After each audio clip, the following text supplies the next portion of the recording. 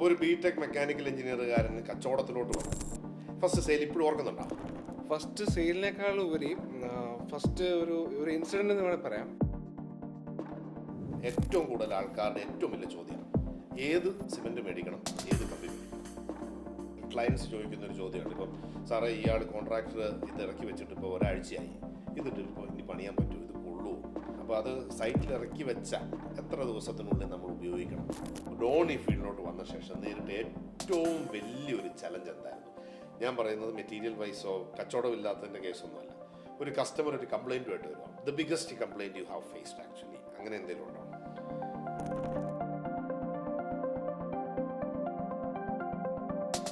Good morning. Welcome to BNI Benchmark podcast. I'm architect George Agrikunal and I'm a proud member of BNI Benchmark. ഇന്നത്തെ നമ്മുടെ എപ്പിസോഡിൽ നമ്മൾ സംസാരിക്കാൻ പോകുന്നത് എല്ലാവർക്കും, വീട് പണിയുന്ന എല്ലാവർക്കും ഏറ്റവും ടെൻഷനുള്ള രണ്ട് മെയിൻ സാധനങ്ങൾ: സ്റ്റീല്, സിമെൻറ്റ്. മറ്റ് ബിൽഡിംഗ് മെറ്റീരിയൽസും നമ്മൾ ടച്ച് ചെയ്യുന്നതായിരിക്കും. അപ്പോൾ അതിനെക്കുറിച്ച് നമ്മുടെ അടുത്ത് നിന്ന് സംസാരിക്കാനായിട്ട് ഇതിൽ അധികായനായ എന്നാൽ വളരെ ചെറുപ്പമായിട്ടുള്ള ഡോൺ സോജൻ നമ്മുടെ കൂടെയുണ്ട്. Let us welcome Don Sojan to BNI Benchmark podcast. Thank you George.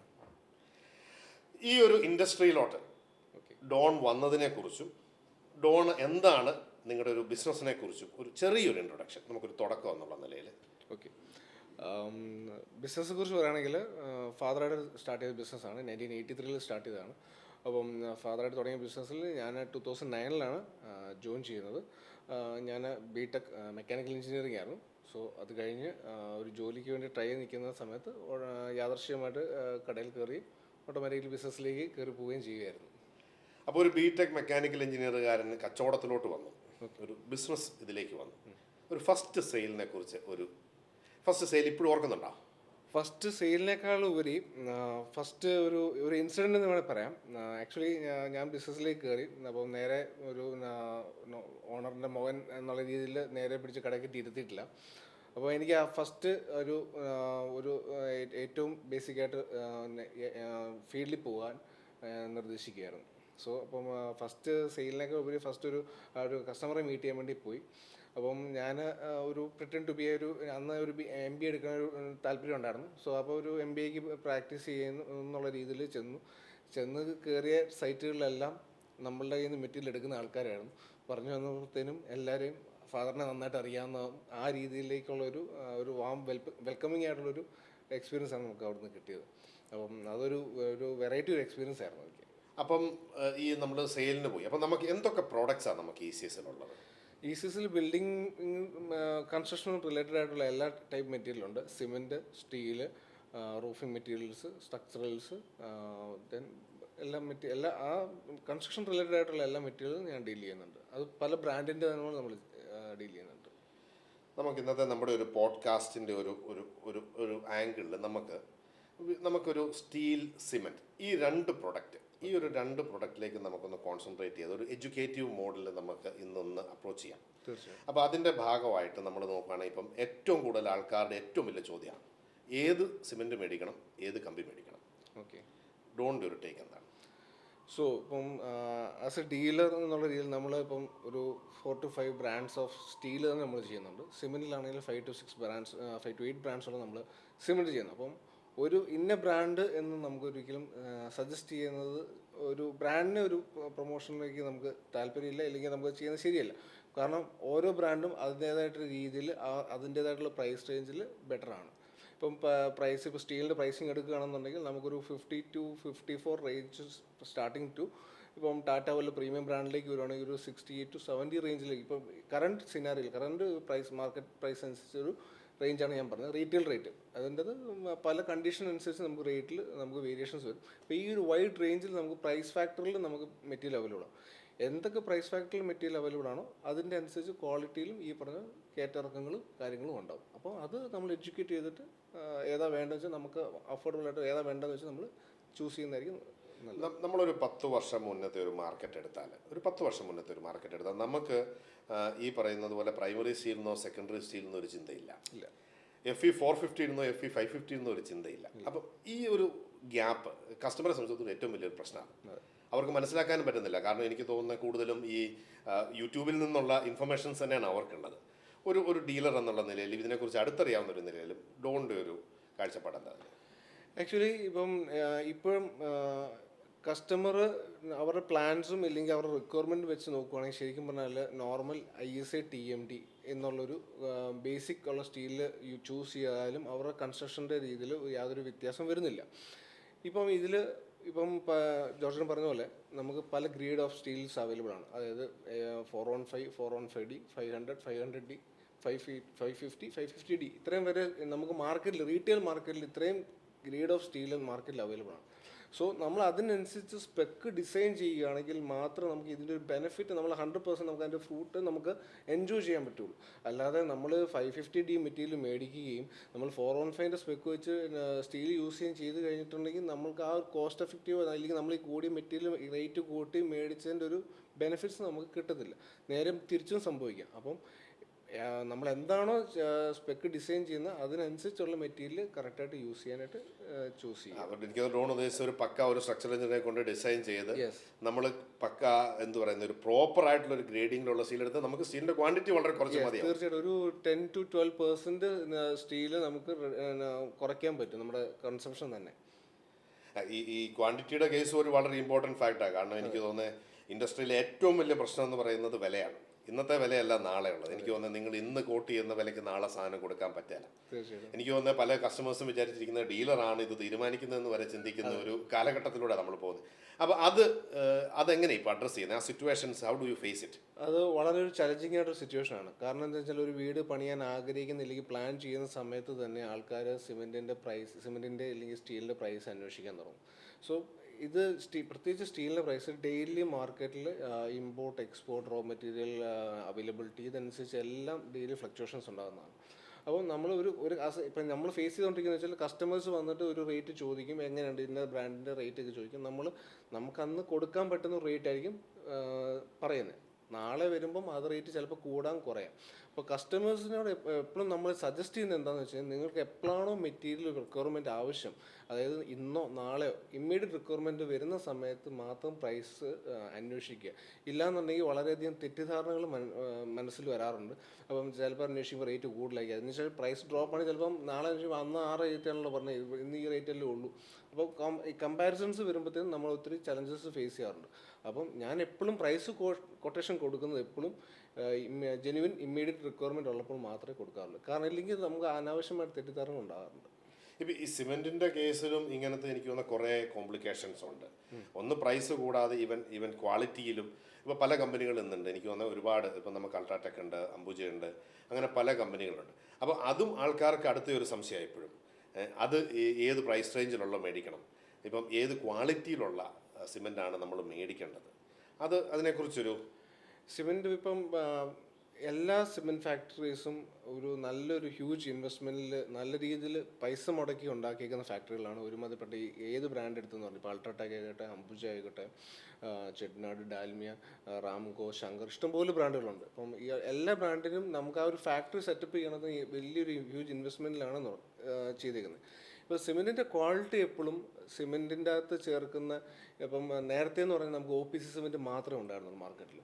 ഇപ്പം നമ്മളത് മാറി ഇപ്പം പല ഗ്രേഡിലുള്ള സിമെൻറ്റുകളായി, PPC സിമെൻറ്റായി, PSC സിമെൻറ്റായി, അങ്ങനെ പല ഗ്രേഡിലുള്ള സിമെൻറ്റുകളായി. അപ്പം അതിൻ്റെ അകത്ത് ചേർക്കുന്ന ഇൻഗ്രീഡിയൻസിൻ്റെ റേഷ്യോ ആൻഡ് പ്രൊപ്പോർഷൻ, പിന്നെ റോ മെറ്റീരിയലിൻ്റെ ക്വാളിറ്റി, ഇതിനെല്ലാം ബേസ് ചെയ്തിരിക്കും സിമെൻറ്റിൻ്റെ ക്വാളിറ്റി.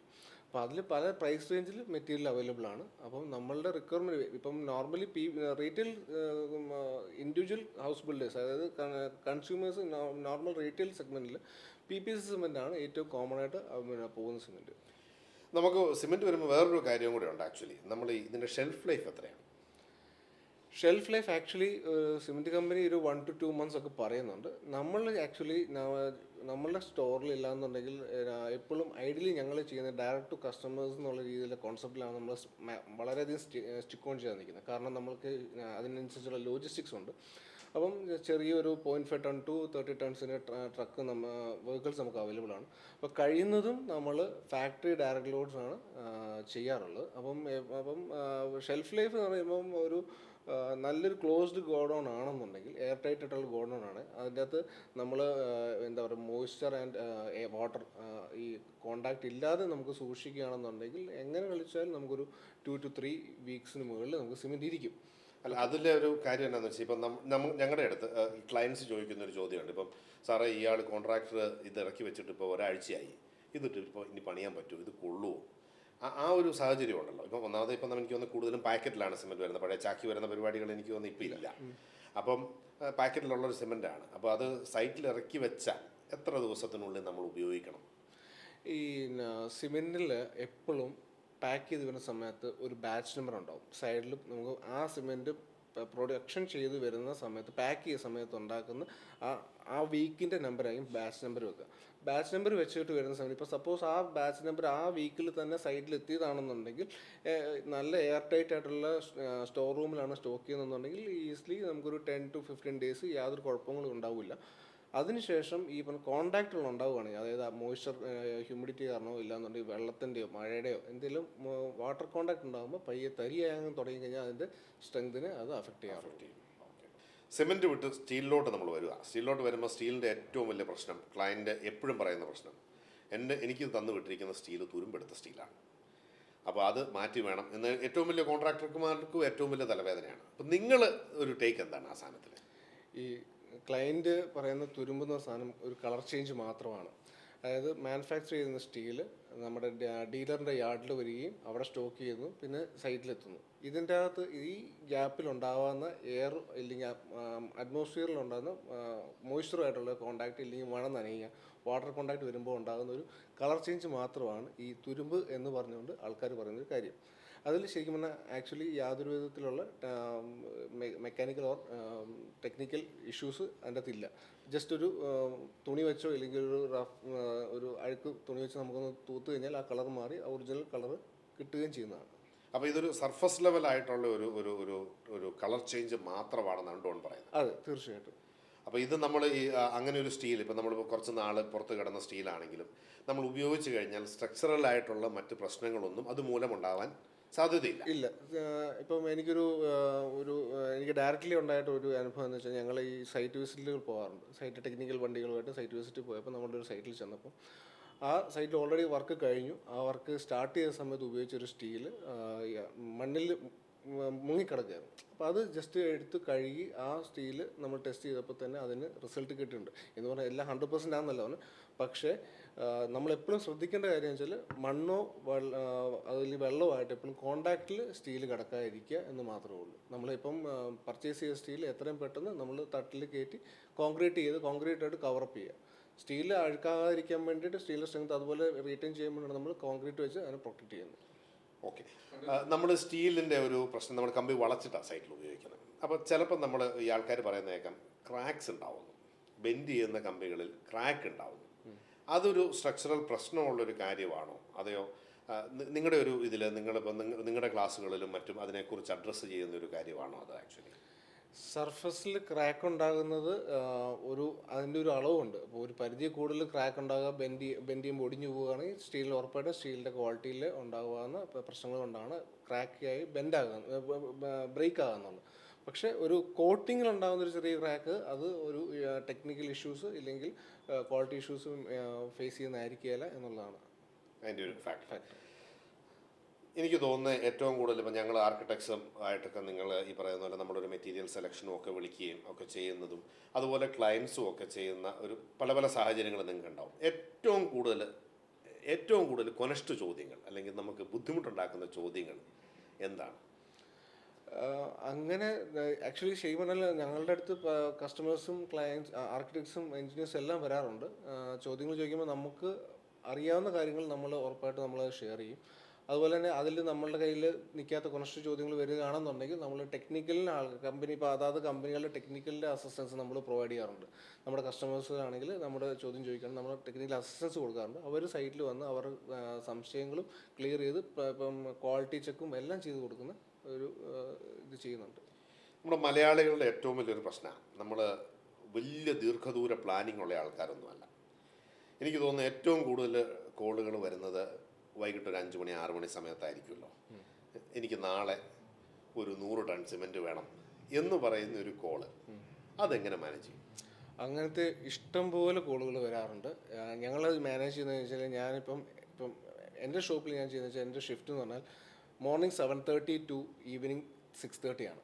സോ അപ്പോൾ നമുക്ക് ലേറ്റായിട്ട് വരുന്ന ഓർഡറുകളാണെങ്കിലും നമുക്ക് ഈ ട്രക്കിൻ്റെ അവൈലബിലിറ്റിയും ലേബേഴ്സിൻ്റെ മറ്റേ സ്റ്റാഫിൻ്റെ അവൈലബിലിറ്റി ഉള്ളതുകൊണ്ട് നമ്മൾ ഇപ്പം ലേറ്റായിട്ട് വരുന്ന ഓർഡറുകൾ നമ്മൾ ആ ടൈം അനുസരിച്ച് നമുക്ക് ലോഡ് ചെയ്തിടുകയോ ഇല്ലാന്നുണ്ടെങ്കിൽ ഏർലി മോർണിംഗ് നമുക്ക് ലോഡ് ചെയ്യാനുള്ള സമയമാണ്. നമ്മൾ 6:30 ടു 7:30 ആ റേഞ്ചിൽ നമ്മൾ സ്റ്റാർട്ട് ചെയ്ത് നമ്മൾ ലോഡ് ചെയ്ത് മെറ്റീരിയൽസ് ആയിട്ട് ഓൺ ടൈം ഡെലിവറി നമുക്ക് ചെയ്ത് കൊടുക്കാൻ പറ്റാറുണ്ട്. അപ്പോൾ നമ്മൾ ഈ പ്രോബ്ലംസും സാധനങ്ങളും ഒക്കെ നമ്മൾ അഡ്രസ്സ് ചെയ്തു. ഇനി അടുത്തത് നമ്മളൊരു പുതിയ ഒരു മാറുന്ന ലോകത്ത്, ഇന്നത്തെ ഈ സ്റ്റീൽ സിമെൻറ്റ് ലോകത്ത് നമുക്ക് ഇനി വരാൻ പോകുന്ന പുതിയ പ്രോഡക്റ്റുകൾ എന്തൊക്കെയാണ്, അല്ലെങ്കിൽ മാറ്റങ്ങൾ വന്നു തുടങ്ങിയോ, അതിനെക്കുറിച്ച് ഒരു ഇപ്പം നമ്മളുടെ ഒരു ഏരിയ വെച്ച് നോക്കുവാണെങ്കിൽ ഇപ്പം മാറ്റങ്ങൾ വന്ന് തുടങ്ങിയിരിക്കുന്നതെന്ന് പറഞ്ഞാൽ നമ്മൾ ആദ്യമേ നമ്മളുടെ ഈ മഡ് ബ്രിക്കായിരുന്നു യൂസ് ചെയ്തുകൊണ്ടിരുന്നത്. ഇപ്പോൾ അതിന് പല ടൈപ്പ് ഓഫ് ബ്രിക്സ് നമ്മൾ യൂസ് ചെയ്യാൻ തുടങ്ങിയിട്ടുണ്ട്. ഇപ്പം AAC ബ്ലോക്സ് യൂസ് ചെയ്യാൻ തുടങ്ങിയിട്ടുണ്ട്. അപ്പം നമുക്ക് കൺസ്ട്രക്ഷൻ കോസ്റ്റുകൾ വളരെയധികം കുറയ്ക്കാൻ സാധിക്കുന്നുണ്ട്. പുതിയ മാറ്റങ്ങൾ വരാനുള്ളത് പുതിയ പ്രോഡക്ട്സുകൾ എന്ന് പറഞ്ഞാൽ സ്റ്റീലിൽ ഗ്ലാസ് ഫൈബർ സ്റ്റീല് ഇപ്പോൾ മാർക്കറ്റിൽ എൻ്റർ ചെയ്യാൻ തുടങ്ങിയിട്ടുണ്ട്.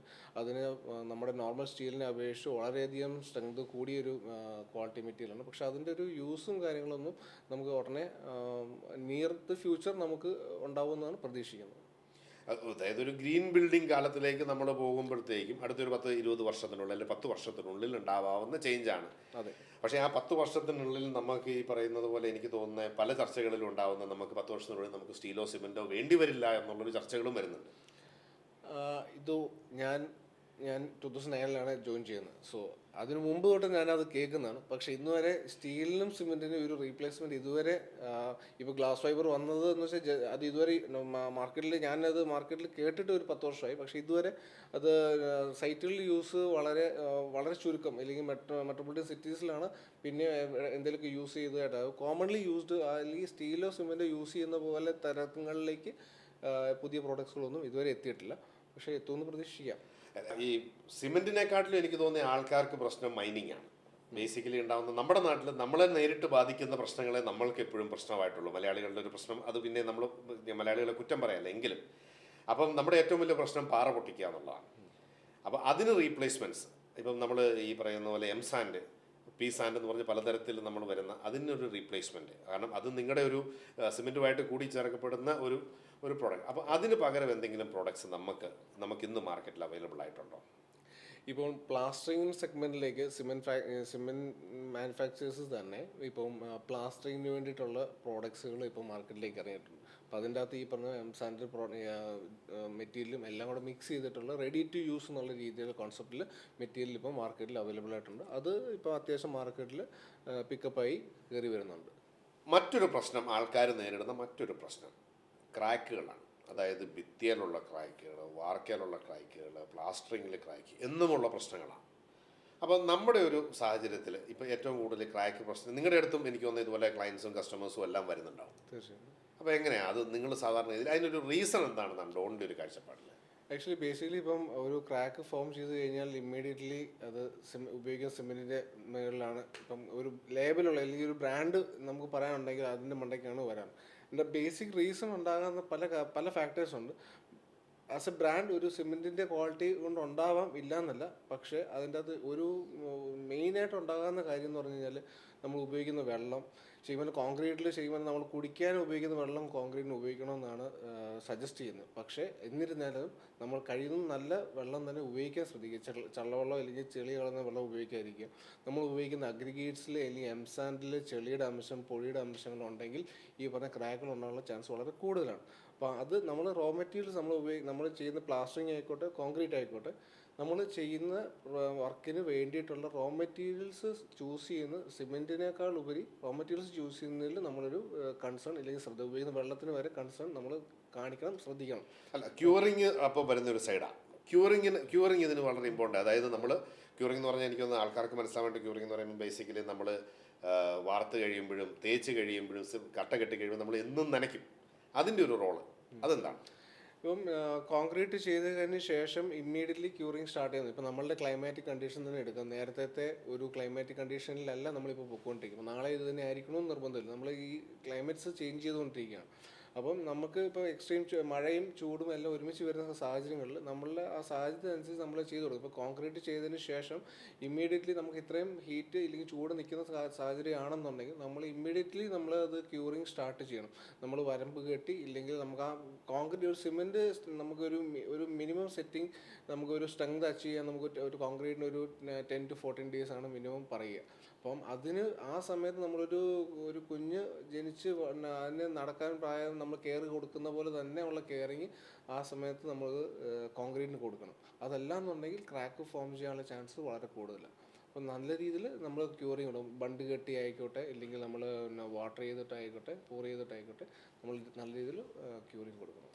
ക്യൂറിങ് ഒരു കോൺക്രീറ്റിനെ സംബന്ധിച്ചിടത്തോളം അല്ല സിമെന്റിനെ സംബന്ധിച്ചിടത്തോളം ഏറ്റവും ഇമ്പോർട്ടൻ്റ് ആയിട്ടുള്ള ഒരു ഘടകമാണ്. തീർച്ചയായിട്ടും ആ ക്യൂറിങ് നന്നായി കഴിഞ്ഞാൽ പല പ്രശ്നങ്ങളും നമുക്ക് തീരുമെന്നുള്ളതാണ്.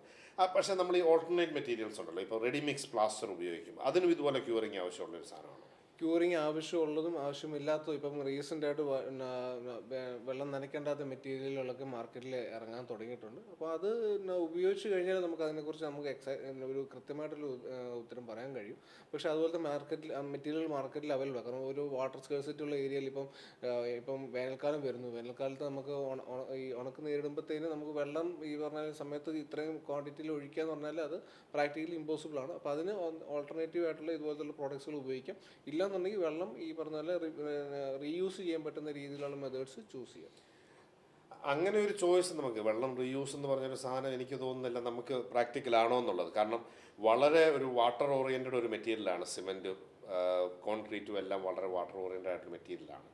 അപ്പം നമ്മളിപ്പം ഈ കടൽ തീരത്തുള്ളവരെ എങ്ങനെ അത് മാനേജ് ചെയ്യുന്നു എന്നുള്ളത് അടുത്തൊരു വലിയ ചോദ്യമാണ്. അത് ഉപ്പ് രസമുള്ള ഇപ്പം ആലപ്പുഴ സൈഡിലോട്ടൊക്കെ നമുക്ക് ഉണ്ടാവില്ല അങ്ങനത്തെ പ്രശ്നങ്ങൾ. അപ്പോൾ അവരെന്താ ചെയ്യുന്നത് സാധാരണഗതിയിൽ? വെള്ളം എപ്പോഴും നല്ല രീതിയിൽ നല്ല ക്വാളിറ്റി വെള്ളം യൂസ് ചെയ്യേണ്ട ഒരു അത്യാവശ്യ കാര്യമാണ്. പിന്നെ നമ്മൾ ഇപ്പം ഞാൻ പറഞ്ഞില്ല, ഇപ്പോൾ പുതിയ പ്രോഡക്റ്റുകൾ ഇഷ്ടംപോലെ മാർക്കറ്റ് ലെവലിലാണ്. ഇപ്പം നേരത്തെ നമ്മൾ സിമെൻറ്റ് മാത്രം ഉപയോഗിക്കുന്നുണ്ടായിരുന്നു. ഇപ്പോൾ അഡ്മിസ്റ്റേഴ്സ് നമ്മൾ യൂസ് ചെയ്യുന്നുണ്ട്. നമ്മൾ കോൺക്രീറ്റിനായിക്കോട്ടെ പ്ലാസ്റ്ററിങ്ങിനായിക്കോട്ടെ.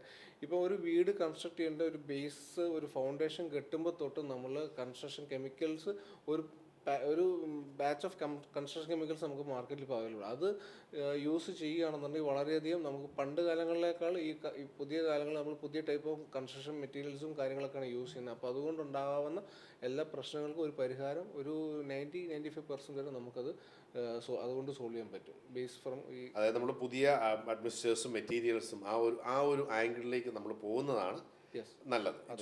കൂടുതൽ എനിക്ക് തോന്നുന്നത് കൂടുതൽ എഫക്റ്റീവ് ആവുകയും മറ്റു പ്രശ്നങ്ങൾ കുറയുകയും ചെയ്യും.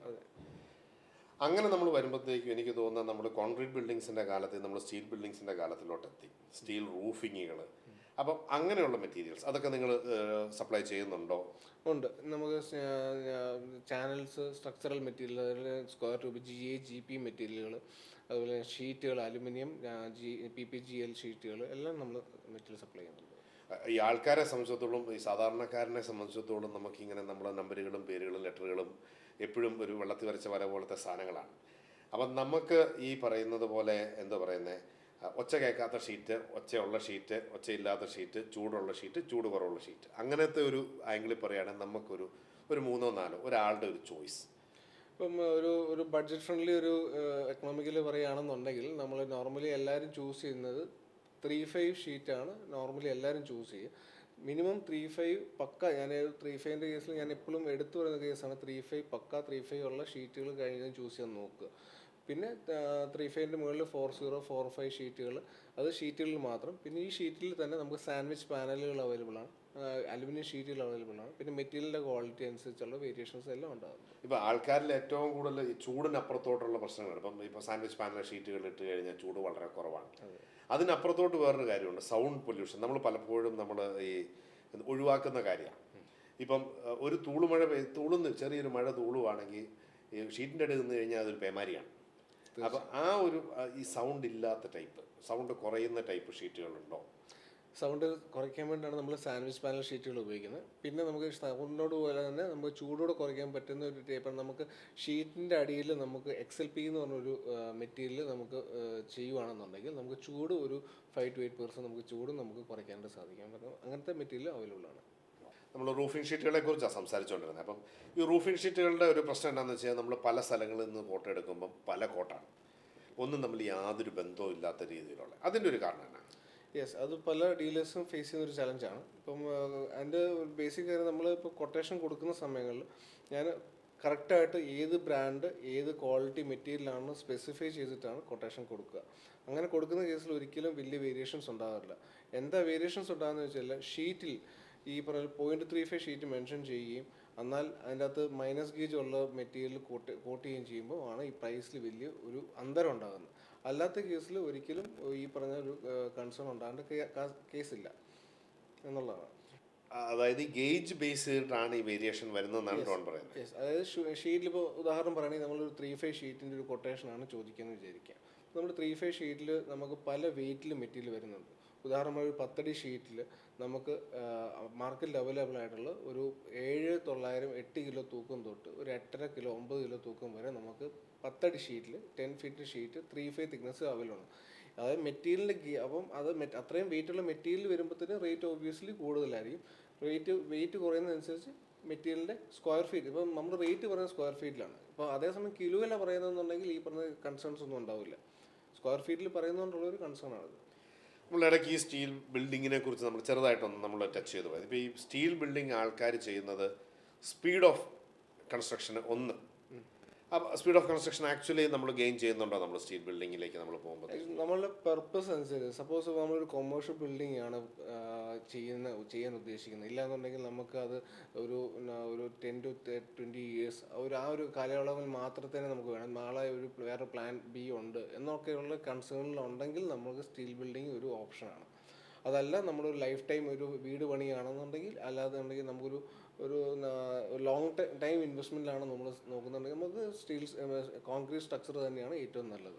ഇല്ല, ആൾക്കാർ എനിക്ക് തോന്നുന്നു ഇന്ന് വീട് പണിയാനും തുടങ്ങി, സ്റ്റീൽ വീട് പണിയാൻ തുടങ്ങി, ഹോട്ടലുകൾ പണിയാൻ തുടങ്ങി, റിസോർട്ടുകൾ പണിയാൻ തുടങ്ങി. ഇപ്പോൾ ഇതിലെല്ലാം ആൾക്കാർ പറയുന്ന വേറൊരു ഫാക്ടറും കൂടെ ഉണ്ട്, ഇനി എനിക്ക് വേണ്ടാന്ന് തോന്നിക്കഴിഞ്ഞാൽ അത് പൊളിച്ചുകൊണ്ട് പോകാമല്ലോ. അങ്ങനെ ഒരു സംഭവം പ്രാക്ടിക്കലാണോ? ആക്ച്വലി ഇപ്പം ജോർജൻ ദുബെ പറഞ്ഞ പോലെ നമുക്കൊരു സ്റ്റീൽ ബിൽഡിങ്ങിനെ കുറിച്ച് ചിന്തിക്കുമ്പോൾ നമുക്ക് ഒരു സ്പീഡി ഒരു ഇത് കൺസ്ട്രക്ഷൻ പ്രാക്ടീസ് ഉണ്ട്. സ്പീഡി നമുക്ക് പെട്ടെന്ന് നമുക്ക് കൺസ്ട്രക്ട് ചെയ്ത് വരാം. കാരണം അതിൻ്റെ ഒരു അത് ബേസിക്കലി ഇത്രയേ ഉള്ളൂ. നമ്മളത് പ്ലാൻ ചെയ്തു, അതിൻ്റെ വർക്കുകളെല്ലാം ഫാക്ടറികളിൽ അല്ലെങ്കിൽ ഒരു ഫാബ്രിക്കേഷൻ യൂണിറ്റിലായിരിക്കും നടക്കുക. വന്ന് ഇതൊരു എല്ലാം അസംബിൾ ചെയ്ത് പടപടയെന്ന് നമ്മൾ ഇത് സാധനം ബിൽഡ് ചെയ്ത് കയറുമ്പോഴത്തേനും ഒരു ഫാസ്റ്റ് ഒരു ഇത് നടക്കുന്നതായിട്ട് നമുക്ക് തോന്നാം. അത് ഫാക്ടർ തന്നെയാണ്. പിന്നെ ഇത് പൊളിച്ച് വിൽക്കുമ്പം ശരിക്കും പറഞ്ഞാൽ ഒരിക്കലും ഇത് നമ്മൾ മുടക്കിയ പൈസ വെച്ച് നോക്കുകയാണെങ്കിൽ ഒന്നും കിട്ടുന്നില്ല.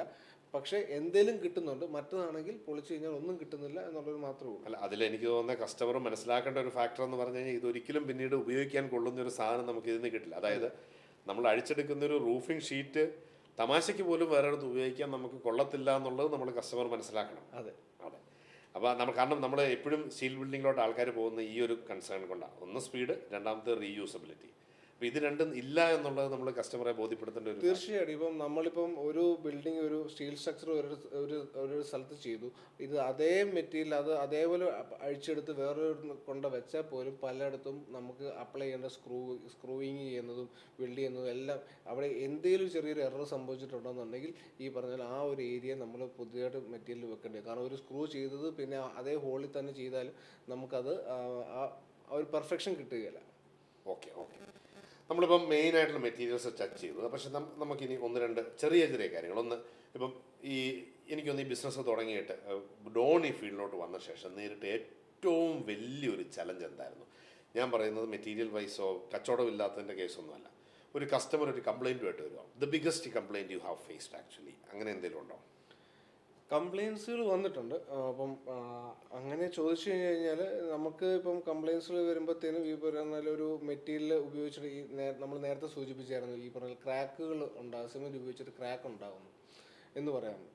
അപ്പം നമ്മളത് സൈഡിൽ നമ്മൾ ഇൻസ്പെക്ട് ചെയ്ത് നമ്മുടെ സ്റ്റാഫോ അല്ലെങ്കിൽ നമ്മൾ നേരിട്ട് സൈറ്റ് ഇൻസ്പെക്ട് ചെയ്യും, നമ്മൾ എന്താ കാര്യമെന്ന് മനസ്സിലാവും. അപ്പം സിമെൻറ്റിൻ്റെ ആണ് എന്ന് നമുക്ക് തോന്നിക്കഴിഞ്ഞാൽ ഉറപ്പായിട്ട് നമ്മൾ അതായത് കമ്പനിയുടെ ആളെ അസൈൻ ചെയ്യും. അവർ വന്ന് കൂടുതലായിട്ട് ടെക്നിക്കലി അവരുടെ ലാബിൽ കൊണ്ട് ടെസ്റ്റ് ചെയ്യും, ഇതിൻ്റെ അകത്ത് എന്താണ് ഇൻഗ്രീഡിയൻസ്. അപ്പോൾ അതിനകത്ത് നമുക്ക് എപ്പോഴും ഫേസ് ചെയ്താൽ വളരെ ചുരുക്കം നമുക്ക് സിമെൻറ്റിൻ്റെ കേസിൽ ഉണ്ടായേക്കുന്ന കേസുകൾ വളരെ വളരെ വിരളമാണ്. മിക്ക കേസിലും ഉണ്ടാകുന്ന വെച്ചാൽ നമ്മൾ ഉപയോഗിച്ചിരിക്കുന്ന അഗ്രിഗേറ്റ്സിൽ ഉണ്ടാകുന്ന ക്ലേ ഇല്ലാന്നുണ്ടെങ്കിൽ ചെളിയുടെ അംശം അതൊക്കെയാണ് ഉണ്ടായിട്ടുള്ളത്. നമ്മൾ എനിക്ക് തോന്നുന്നത് റെഡിമിക്സിന് ഉപയോഗിക്കുന്ന പോലെ തന്നെ ശരിക്കും പറയാൻ നമ്മൾ കോൺക്രീറ്റ് ചെയ്യുമ്പോഴും നമ്മൾ ക്യൂബ് ടെസ്റ്റ് ചെയ്യാനുള്ള സാധനം എടുത്ത് വെക്കുന്നത് ഏറ്റവും ഏറ്റവും നല്ലതായിരിക്കും. ആ ഒരു കീഴ്വഴക്കം ഉണ്ടെങ്കിൽ ഈ പ്രശ്നങ്ങൾ പലതും നമുക്ക് സോൾവ് ചെയ്യാൻ പറ്റും.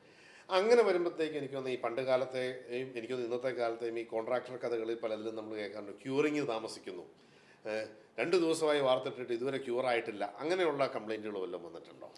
അങ്ങനെയുള്ള കംപ്ലൈൻറ്റുകൾ വന്നിട്ടുണ്ട്. അത് ചില കേസിൽ എന്ന് പറഞ്ഞു കഴിഞ്ഞാൽ നമ്മൾ അഡ്മിസ്റ്റർ യൂസ് ചെയ്യാൻ പറയാറുണ്ട്. അഡ്മിസ്റ്റർ എപ്പോഴും യൂസ് ചെയ്യുന്നത് സിമെൻറ്റിൻ്റെ ആയിട്ടുള്ള ഒരു റിയാക്ഷൻസ് നടക്കാനും ക്വിക്കായിട്ട് സ്ട്രെങ്ത് അറ്റൈൻ ചെയ്യാൻ വേണ്ടിയിട്ടാണ് നമ്മൾ. ചില കേസിൽ നമ്മൾ ഈ ക്യൂറിങ്ങിന് ഉപയോഗിക്കുന്ന അഡ്മിസ്റ്റേഴ്സ് ചിലപ്പം കറക്റ്റ് പ്രോപ്പർ വേയിൽ ഉപയോഗിക്കുകയില്ല. അതിന് ഉപയോഗിക്കാൻ പറയുന്ന റേഷ്യോ, ഉപയോഗിക്കേണ്ട മെത്തേഡ് എല്ലാം ഒരു ചിട്ടയായിട്ട് പോകേണ്ടത്.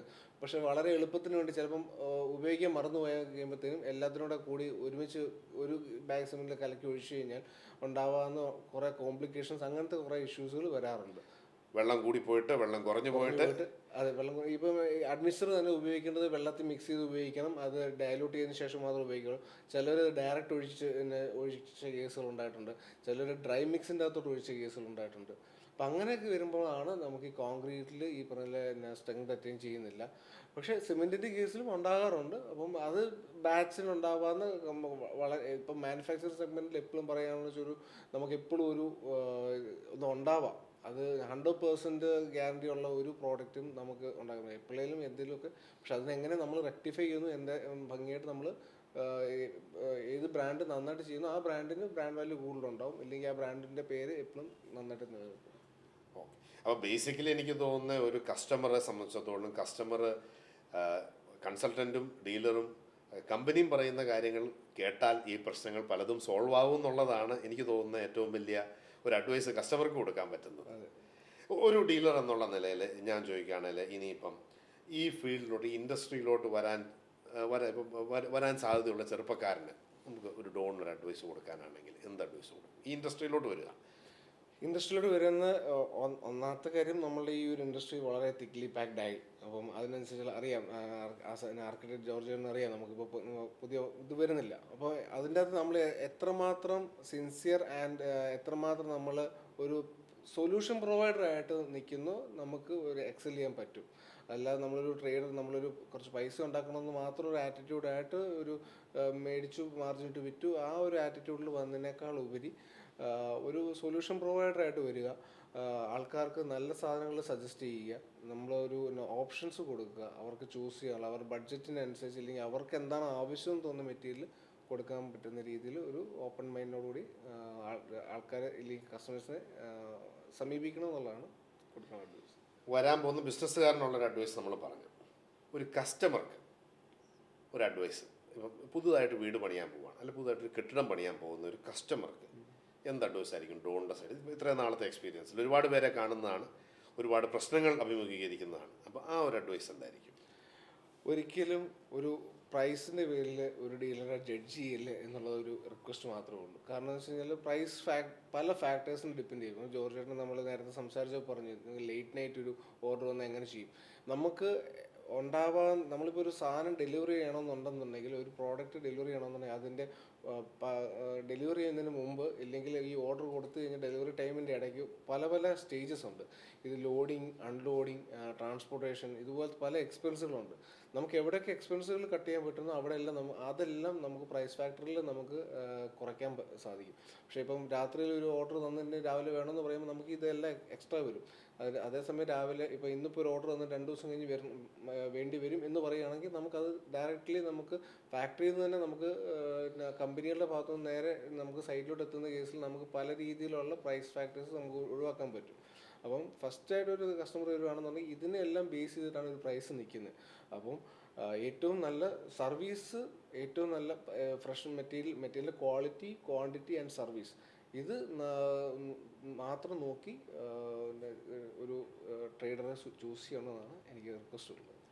എനിക്ക് തോന്നുന്നൊരു നല്ലൊരു ഡീലറെ നമ്മൾ സെലക്ട് ചെയ്യുക, പ്രോപ്പറായിട്ട് പ്ലാനിങ്ങോടുകൂടി നമ്മളൊരു പ്രോജക്റ്റിനെ അപ്രോച്ച് ചെയ്താൽ തന്നെ നമ്മുടെ പല പ്രശ്നങ്ങളും അവിടെ തീരും എന്ന് എനിക്ക് തോന്നുന്നു. So Don, thank you very much for your sharing your experiences, your insights and of course your റിയാലിറ്റിയിലുണ്ടായിരുന്ന കുറേ കാര്യങ്ങൾ നമ്മുടെ അടുത്ത് ഷെയർ ചെയ്യുന്നതിന് really thank you very much. അപ്പോൾ ഇന്നത്തെ കോൺവെർസേഷനിലൂടെ എനിക്ക് തോന്നുന്ന ഒരു കാര്യം വളരെ ക്ലിയറാണ്. സ്റ്റീല്, സിമെൻറ്റ്, പ്രൈസും മറ്റ് സാധനങ്ങളും ഒന്നുമല്ല. It is about the right choice and the right people, അല്ലേ? അപ്പം to every one who is listening, actually ഒരു വീട് പണിയുമ്പോൾ ഏറ്റവും ഇമ്പോർട്ടൻ്റ് ആയിട്ടുള്ള ചില കാര്യങ്ങൾ എന്തൊക്കെയാണെന്ന് വെച്ച് കഴിഞ്ഞാൽ it is about the people who are behind the material. ഒരു വീട് പണിയുമ്പോൾ ഏറ്റവും ഇമ്പോർട്ടൻ്റ് ആയിട്ടുള്ള ഒരു ഫാക്ടർ എന്ന് പറഞ്ഞു കഴിഞ്ഞാൽ it is not about the material or the company or anything, it is about the people behind the material. So to every one who is listening in, this is Benchmark Podcast and I'm Architect George Ekirakunnal signing off right now. We will be back with more episodes. കൂടുതൽ ജീവിത കഥകളുമായിട്ട്, കൂടുതൽ business കഥകളുമായിട്ട് ഞങ്ങൾ തിരിച്ചു വരുന്നതായിരിക്കും. So stay tune. Thank you very much.